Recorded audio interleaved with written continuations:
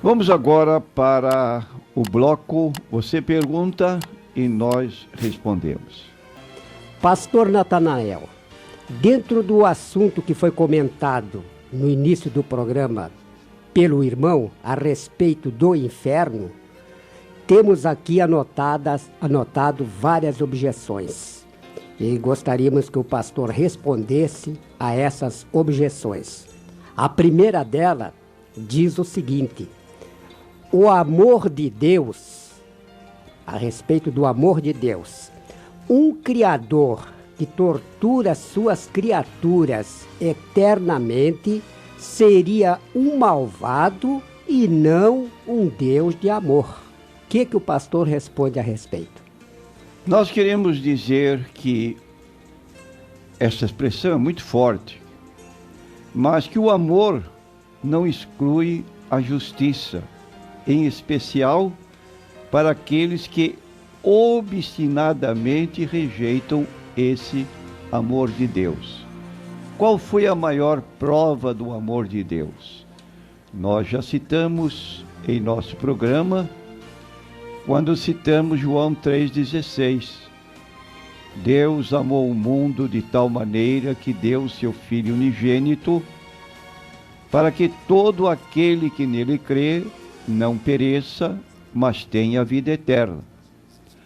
Ora, se uma pessoa durante a sua vida despreza o favor de Deus, rejeita esse oferecimento para a sua própria salvação, a culpa não é de Deus, é da própria pessoa que despreza o que Deus ofereceu como solução para o problema do nosso pecado, que é a única causa da separação entre nós e Deus.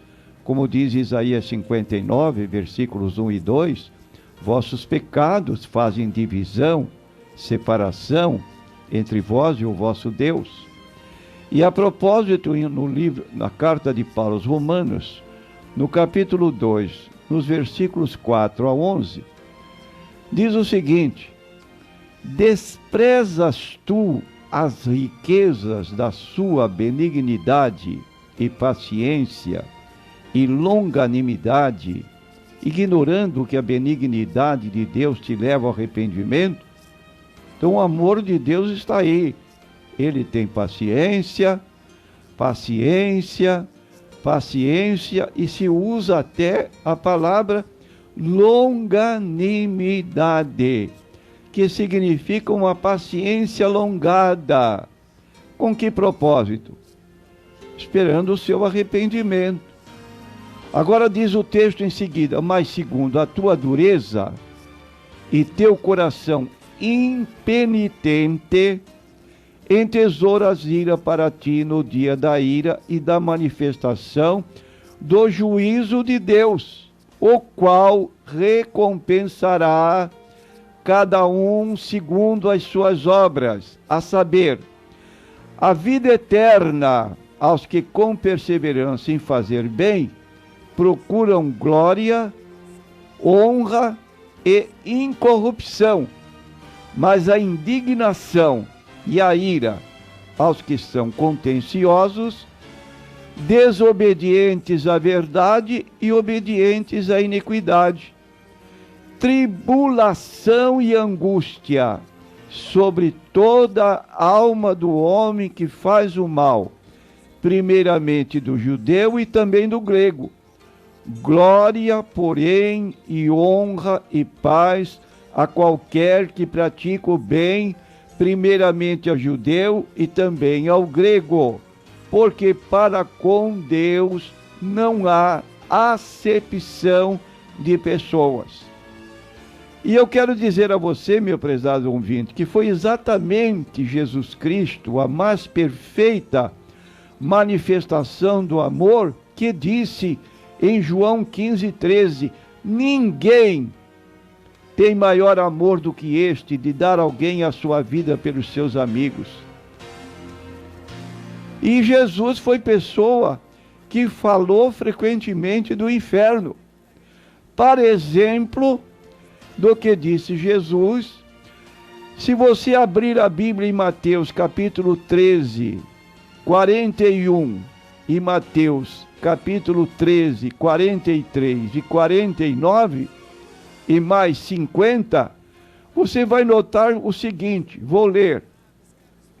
Mandará o Filho do Homem os seus anjos, e eles escolherão do seu reino tudo que causa escândalo, e os que cometem iniquidade, e lançá-los-ão na fornalha de fogo, ali haverá pranto e ranger de dentes.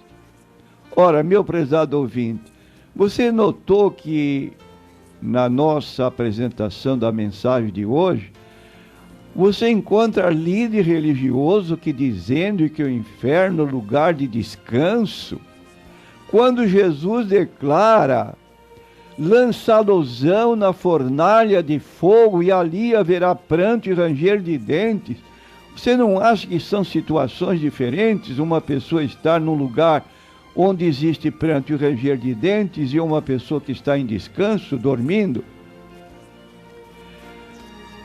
São palavras de Jesus.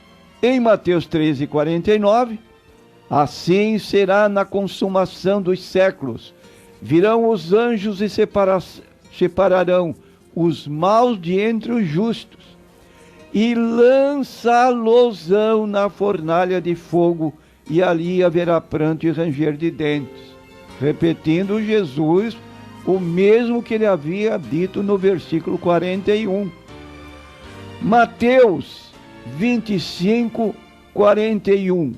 Então dirá também aos que estiverem à sua esquerda, apartai-vos de mim, malditos, para o fogo eterno, preparado para o diabo e seus anjos. Versículo 46. Irão estes para o tormento eterno, mas os justos para a vida eterna. E ainda encontramos as palavras de Jesus em Marcos 9, 43 a 48. Diz ele, se a tua mão te escandalizar, corta-a. Melhor é para ti entrares na vida aleijado do que, tendo duas mãos, ires para o inferno, para o fogo que nunca se apaga, onde o seu bicho não morre e o fogo nunca se apaga. Se o teu pé te escandalizar, corta-o. Melhor é para ti entrares coxo na vida do que, tendo dos pés, seres lançado no inferno, no fogo que nunca se apaga, onde o seu bicho não morre e o fogo nunca se apaga. E se o teu olho te escandalizar, lança-o fora. Melhor é para ti entrares no reino de Deus com um só olho do que, tendo dois olhos, seres lançado no fogo do inferno, onde o seu bicho não morre e o fogo nunca se apaga. Então, prezados ouvintes, nós citamos as palavras de Jesus.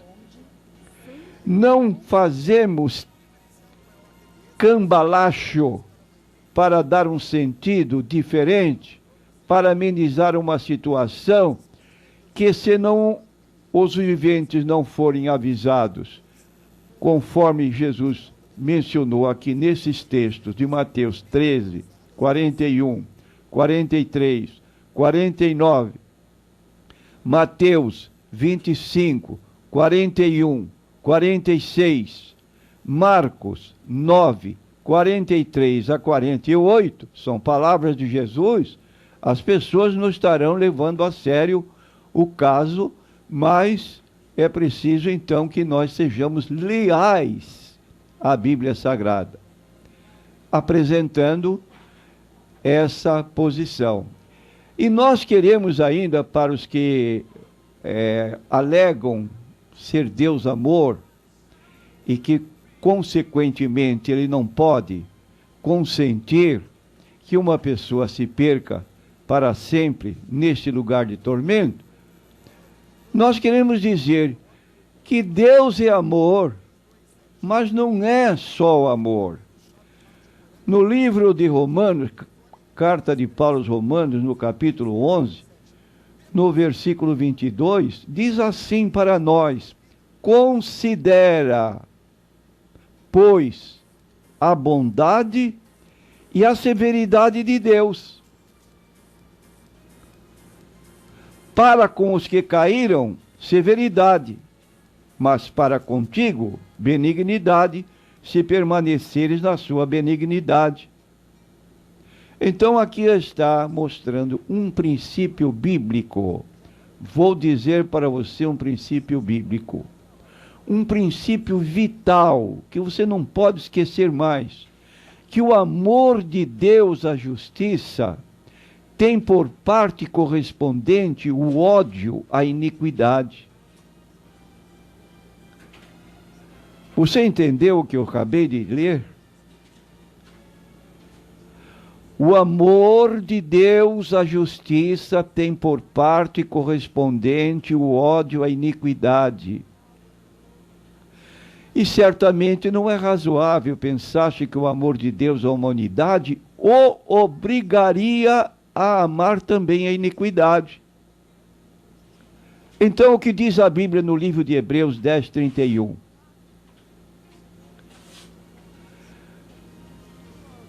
Neste livro da Bíblia, Hebreus 10:31, diz assim, talvez você nunca tivesse lido na Bíblia isso: horrenda coisa cair nas mãos do Deus vivo.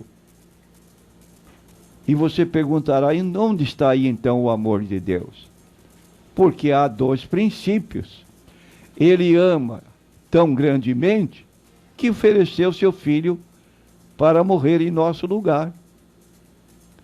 Mas, por outro lado, a justiça dele, no que concerne aos que rejeitam, é uma justiça inflexível.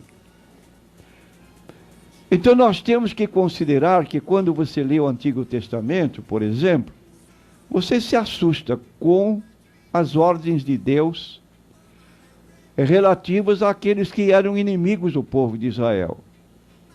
Não eram para ser poupados, nem crianças, nem mulheres grávidas, a ponto de há certas seitas que dizerem que o Deus do Antigo Testamento não é o Deus do Novo Testamento, mas nós dizemos, é o mesmo Deus misericordioso. E por que ele age assim? Por causa da sua justiça. E diz então a Bíblia Sagrada, mas o Senhor é Deus zeloso e vingador, o Senhor é vingador e cheio de furor, o Senhor toma vingança contra os seus adversários e guarda a ira contra os seus inimigos. O Senhor é tardio em irar-se, mas grande em poder, e ao culpado não tem por inocente. O Senhor tem o seu caminho na tormenta e na tempestade, e as nuvens são o pó dos seus pés. Isso que eu estou lendo está no livro de Naum, capítulo 1, versículos 2 e 3. E no versículo 6 diz assim: quem parará diante do seu furor? Quem persistirá diante do ardor da sua ira? A sua cólera se derramou como um fogo e as rochas foram por ele derrubadas. Ora, precisamos considerar que este Deus que nós servimos não é um tipo de vovozinho que põe a mão na cabecinha do seu netinho e depois de ameaçar, você vai levar umas palmadas e o menino não atende e o avôzinho se esquece. Diz o texto de Gálatas 6, versículos 7 e 8, de Deus ninguém zomba. O que o homem semear, isso também ceifará. Quem semeia na carne, da carne ceifará corrupção, mas quem semeia no Espírito, do Espírito ceifará a vida eterna. Então, meu amigo, meu irmão, meu ouvinte, considera a bondade de Deus. Sim, eu concordo, eu creio. Deus é amor. A prova do seu amor foi o que disse Jesus: ninguém tem maior amor de dar alguém a vida pelos seus amigos. Jesus deu a sua vida por você, por mim, para a nossa salvação. Você recusa. O que você quer? Ainda a respeito do inferno, existe uma segunda objeção que está sendo feita. É a seguinte: Deus é justiça e, em consequência, ele não visitaria com um castigo eterno um pecado temporal. Não seria correto, já que o castigo seria maior que o pecado cometido. Responda, pastor, a essa segunda objeção. Nós queremos dizer que é preciso considerar que não é o tempo que se demora para cometer um pecado que determina a duração do castigo. Por exemplo, uma pessoa que vive 70 anos pecando contra Deus, vai passar uma eternidade no inferno quando a vida dele foi tão curta? Essa é a maneira de arrazoar de certas pessoas. Mas nós queremos repetir que o tempo que se demora para cometer um pecado, o tempo que se demora para cometer um delito ou um crime, que pode ser cometido num minuto, pode ser condenado com uma sentença que resulta em pena de morte, não aqui no Brasil, mas em outros países. Então, o que verdadeiramente impõe a sentença é a natureza do delito. Um desprezo voluntário ao amor de Deus merece o castigo eterno.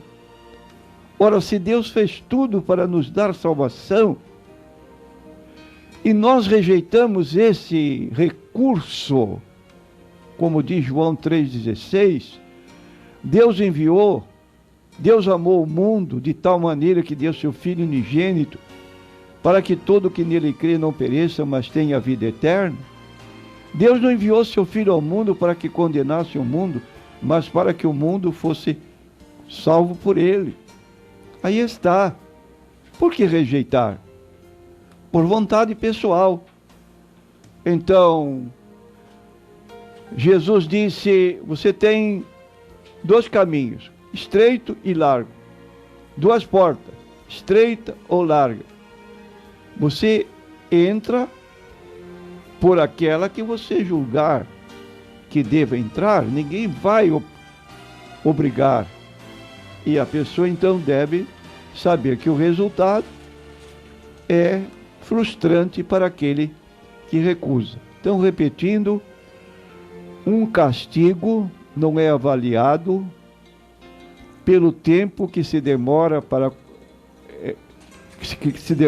cometê-lo, mas pela gravidade do próprio delito. E um pecado de desprezo a Deus, considerando a bondade de Deus, merece um castigo correspondente. Então, quem crê nele não é condenado. Agora, se a pessoa recusa, não pode reclamar. Pastor Natanael, vamos aqui à terceira e última objeção que nos foi colocada a respeito do inferno. Deus é sabedoria, portanto, ele sabe que um castigo eterno não resulta em nada útil. Por favor, responda essa terceira objeção. O que importa é que Deus continua sendo Deus. Está no Salmo 90, versículo 2. Antes que os montes nascessem, ou que tu formasses a terra e o mundo, mesmo de eternidade a eternidade, tu és Deus. De outro modo, todos sairão perdendo. Deus não pode continuar sendo Deus se seus atributos não forem fixos e imutáveis. O abandono da sua justiça significaria o fim para Deus e para os homens. Foi precisamente a inflexível justiça de Deus que levou seu Filho Jesus a ser cravado na cruz como Salvador do pecador. Ora, quando nós lemos a segunda carta de Coríntios, capítulo 5, versículos 19 a 21, nós lemos o seguinte: Deus estava em Cristo reconciliando consigo o mundo, não lhes imputando os seus pecados, e pôs em nós a palavra da reconciliação, de sorte que somos embaixadores da parte de Cristo, como se Deus por nós rogasse. Rogamo-vos, pois, da parte de Cristo, que vos reconcilieis com Deus. Aquele que não conheceu o pecado, o fez pecado por nós, para que nele fôssemos feitos justiça de Deus. E Deus ameaça com o mais duro castigo quem rejeita a tão grande demonstração de amor. Esse texto de 2 Coríntios 5, 19 e 21 mostra isso. Deus estava em Cristo reconciliando o mundo consigo, não lhes imputando os seus pecados, e manda anunciar essa reconciliação. Você não precisa viver separado de Deus nesta vida. Cristo morreu por você. Por que você não se reconcilia com Deus? Então, se a pessoa recalcitra, despreza, não pode jogar sobre Deus a responsabilidade, como se tudo pusesse a perder. Como que dizia, o castigo eterno não resulta em nada útil. Resulta, sim, na demonstração do favor de Deus e na sua justiça em condenar o homem que despreza o seu favor. E mais um texto bíblico, em Hebreus capítulo 2, versículos 1 a 4, diz assim: convém-nos atentar com mais diligência para as coisas que já temos ouvido, para que em tempo algum nos desviemos delas. Se a palavra falada pelos anjos permaneceu firme, e toda transgressão e desobediência recebeu a justa retribuição, como escaparemos nós, se não atentarmos para uma tão grande salvação, a qual, começando a ser anunciada pelo Senhor, foi-nos depois confirmada pelos que a ouviram, testificando também Deus com eles por sinais e milagres e várias maravilhas e dons do Espírito Santo distribuídos segundo a sua vontade? Ora, não despreze a tão grande salvação, não brinque com as coisas de Deus. É coisa séria, leva a vida cristã com seriedade, porque você está tratando com Deus que não deixa se levar de respeitos humanos, não faz acepção de pessoas, e está escrito: quem crer e for batizado será salvo, mas quem não crer será condenado. É a verdade irrefutável da Bíblia Sagrada.